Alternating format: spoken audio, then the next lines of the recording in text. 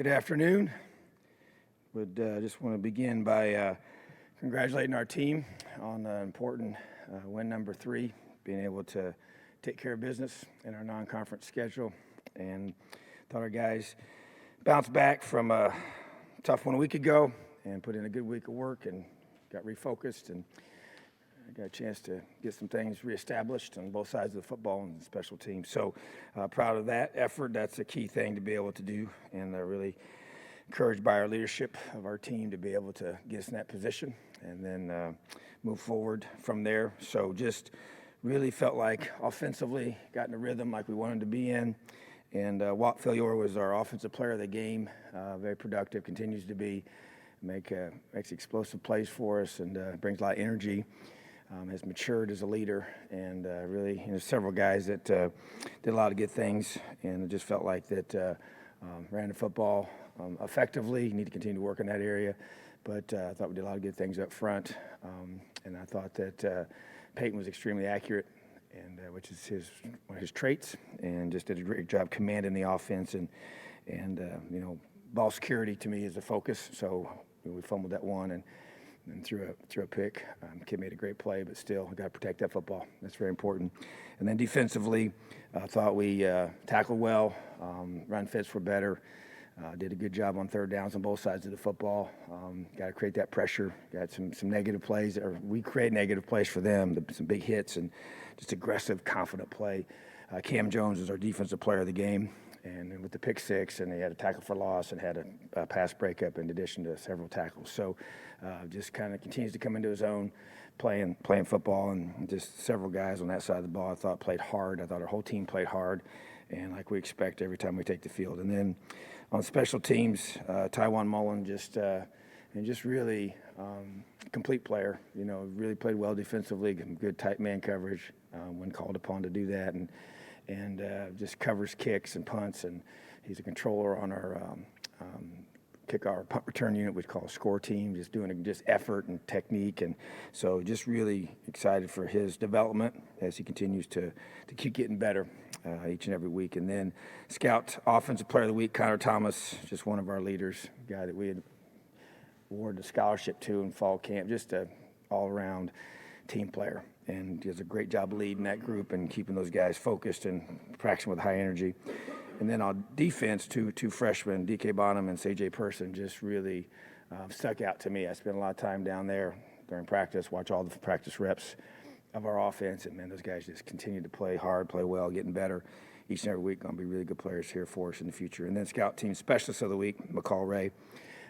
Just a guy that came in here, locally here from Bedford North Lawrence High School, and just really good athlete, works hard, does everything we ask him to do, gives tons of effort. So I'm really encouraged by those guys as they continue to help our team get better. And just injury update, Coy Cronk, unfortunately, as many of you saw during the game, experienced a lower leg injury that was serious, and so he'll be having surgery this week, and he'll be out for the season. And not career-ending, so he'll bounce back, but tough break for him. And love that guy, just everything he brings to our program and has brought to our program, and one of our captains, one of our leaders. So as you saw the guys rallied around him, and you can just tell by the way the team responded in an impromptu way to him on the field. But I thought it was pretty awesome. So I get out there and he grabs me. He's like, and I was just checking on him. He's like, Coach, it's way too far from my heart to kill me. It's the first thing he said, and then the second thing he said, he's like, Coach, man, it's a big one. We got to win this game. Make sure these guys finish, and it could have happened early in the game. So all I cared about was his teammates and his team and us getting the win, and he knows what's at stake each and every week. So great passion from him for our program, and just a lot of respect for Coy and all he's given to Indiana. So just prayers for him and his family as he goes through getting this thing squared away, and adversity makes all of us better, and so he'll benefit from this in the long term, and we'll be with him. And then at quarterback will be a game time decision for that position. I'm really pleased with Peyton's play and the way he's led and continues to do a great job. And so Michael's been rehabbing, and that's continuing to go well. And we'll find out more here throughout the week, and then make a decision for that position on game day. So that pretty much wraps up the weekend, and now we focus our attention on a really good football team, Michigan State Spartans, and Coach D'Antonio is one of the guys I have a tremendous amount of respect for in this profession, and the way he runs his program and how hard his kids play and how well they play. So a really good football team that we've got. Very familiar with them. A lot of the same guys we've placed the last few years.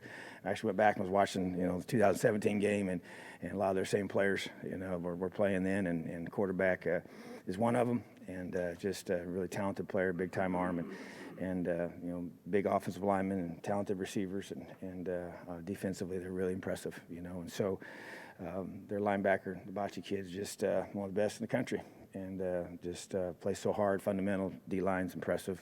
Whole unit's really impressive group. So I know Coach D'Antonio takes a lot of pride in their defense and them playing well, and they've obviously had that one game where they probably should have won but didn't. But other than that, going up to East Lansing in a tough environment to be able to do what we know we need to do, which is go and play well on the road and play well in conference games and to continue to build our program. So excited about the opportunity this week. The brass spittoon is what we're playing for. It's our first trophy game, and we'll do a good job in the morning explaining what that is to our new guys that are just here, and understand that this game means a lot to our program. So got to get our guys ready. Questions? Kind of two questions. One's just housekeeping with Coy. Is there any discussion about kind of the 4 games, and he can have the red shirt and come back if he wants, or is that something you want to leave for down the line? And then the other one is, as you think about where you're going in the future at left tackle, you move Caleb over there. You obviously know Devondre well. You've had Matthew in the program since January. Just how comfortable do you feel like you are in terms of maybe assessing who you want to be starting at that spot come Saturday? Yeah, first of all, really no discussion whatsoever regarding Corey's future. Obviously, a lot of different things out there as possibilities, but right now the number one focus is getting him, get surgery, get through that, support him 100%, and we'll have those discussions with him and his family, and when it's appropriate, and make the best decision possible for him. And then regarding the position, as you saw, we can move Caleb to left tackle, which we did in the game right away. And then, Devondre Love is in the mix there to play. Matthew Bedford, played him there in the fourth quarter, and he'll be in the mix to play. Aiden Rafferty, the guy's got to step up. And so those 3 guys are really the 3 tackles that will be being in position to prepare to do that. And to me, Caleb's going to have to be able to do both. We got to keep him ready to play both sides. Guy like Matt Bedford, we will just focus him on left tackle because he's so young. And same with Aiden, but just trying to get those guys ready to roll. So, but that's what you have to do. That's why you recruit, and that's why you develop your guys. And I just think it's a great opportunity for somebody to step up and take advantage of it. So, but that's how we're going to approach it right now, and that's how we'll approach this week. Obviously, we have the bye the following week, so it gives us some more chance to get continued important reps. So, but all the focus right now is getting those guys ready to play against Michigan State. Coach, also, I don't know if he came back, but Raekwon went down in the game.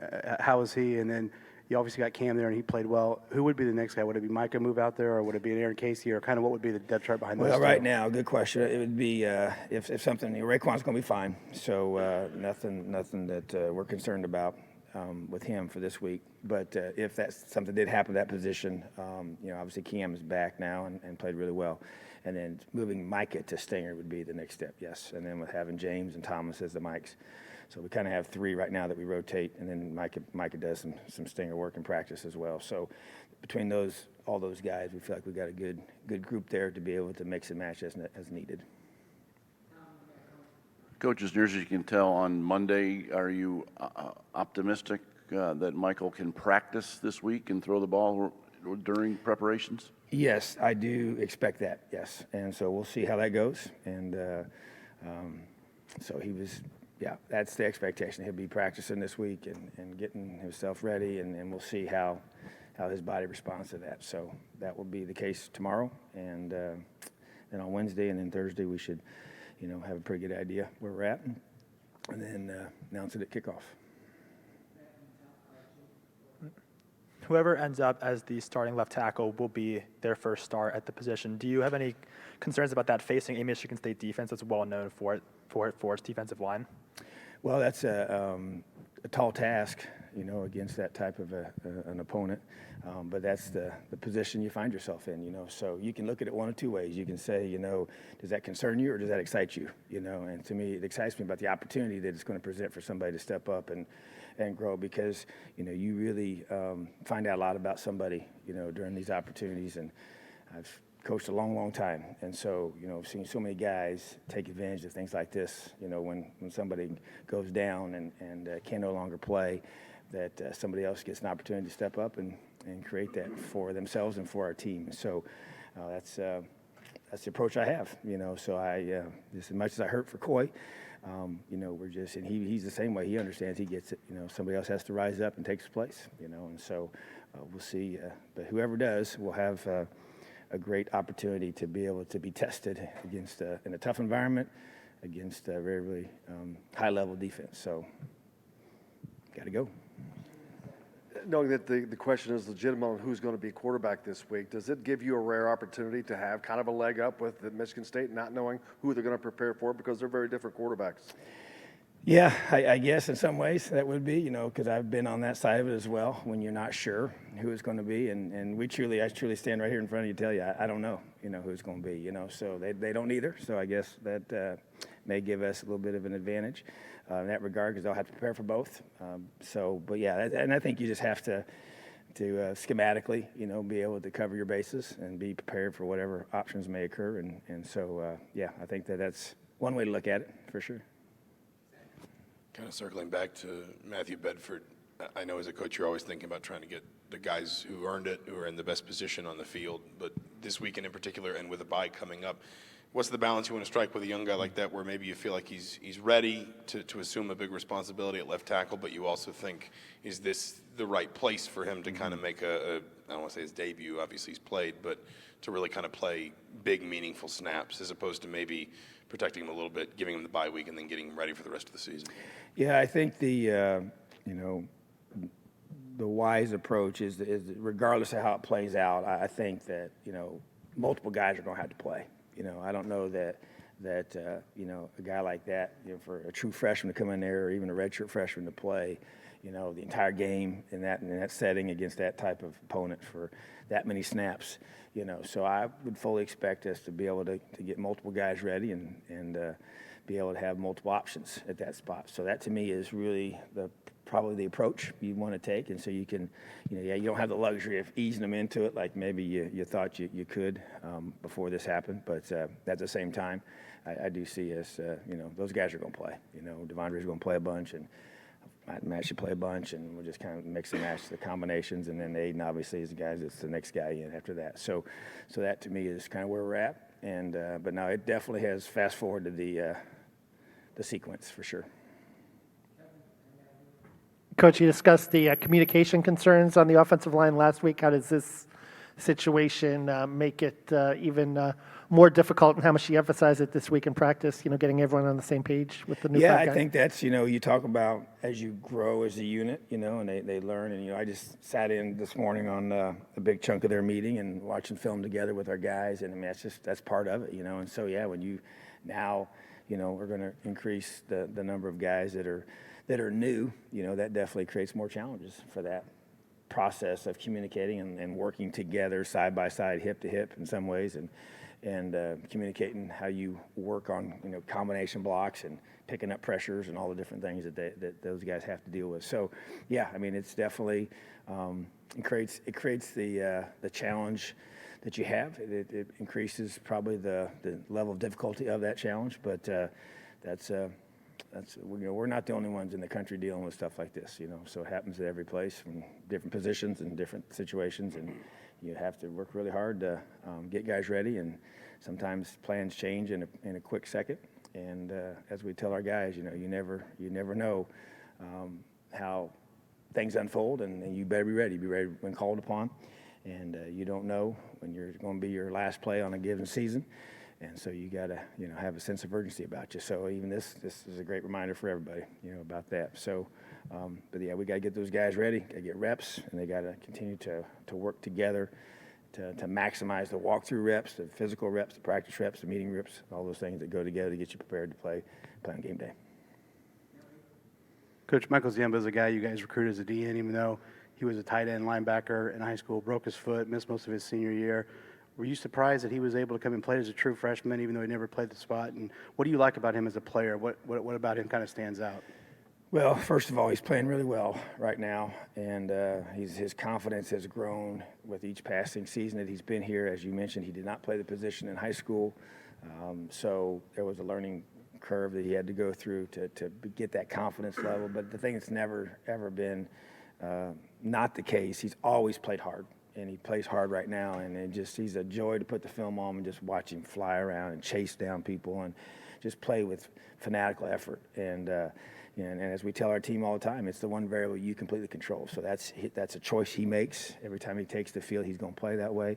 He's had to learn how to play, and just taking on big old tight ends and tackles at times and using your hands and defeating blocks and reading blocks on the run. That has taken some time to get into that point.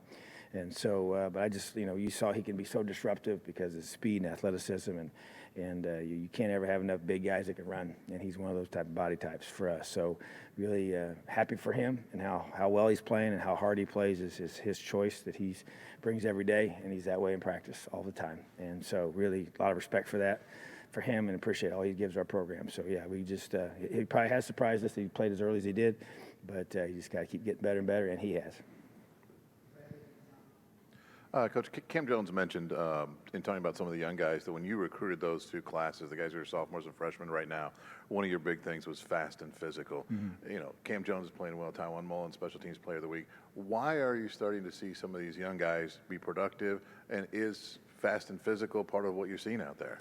Well, that's how they're playing, and it doesn't always show up when they're young if they're thinking too much, and I think that takes a little time. Each position's a little different, in terms of how long it takes to get that confidence level to know what you're doing collegiately compared to high school ball. But I think we're by design recruiting a bunch of guys that in their high school film, and when we went and watched them practice or went and watched them play, that we saw guys that can run and they play with a high level of physicality because they don't usually change.